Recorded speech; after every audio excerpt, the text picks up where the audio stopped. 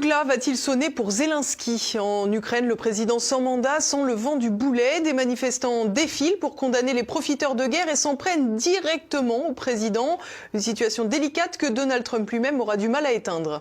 C'est la goutte d'eau qui pourrait faire déborder le vase ukrainien. Depuis la drôle de réforme du système anticorruption votée le 22 juillet dernier en Ukraine, Volodymyr Zelensky a de quoi s'inquiéter.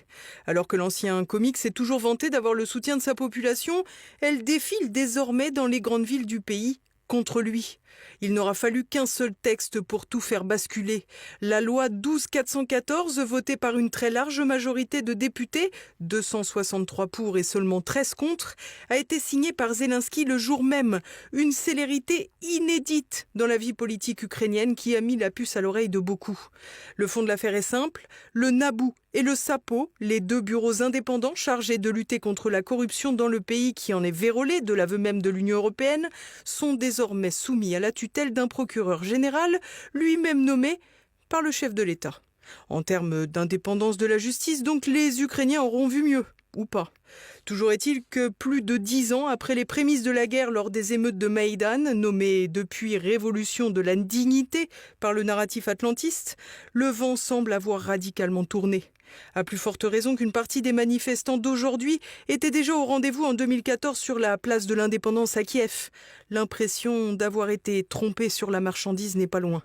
Cette fois, les slogans ont radicalement changé. Le peuple pleure, les corrompus rient. Zelensky, dans quel camp es-tu? Dans le viseur de la colère populaire, c'est bien le président dont le mandat persistant ne tient qu'au fil de la guerre. Une guerre que le peuple ne veut plus, éreintée par une économie exsangue.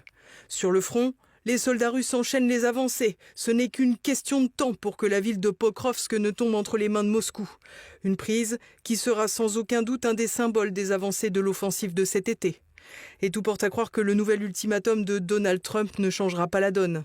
Après son délai de 50 jours, lui-même annoncé après les 24 heures et les 100 jours, c'est désormais une échéance de 10-12 jours qu'a fixé le président américain pour que Vladimir Poutine mette fin au conflit qui dure depuis plus de 3 ans.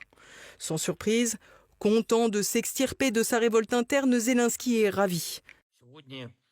Aujourd'hui, le président Trump a fait une déclaration extrêmement importante. Et c'est vrai, c'est la Russie qui fait tout pour perturber les efforts de paix et prolonger cette guerre.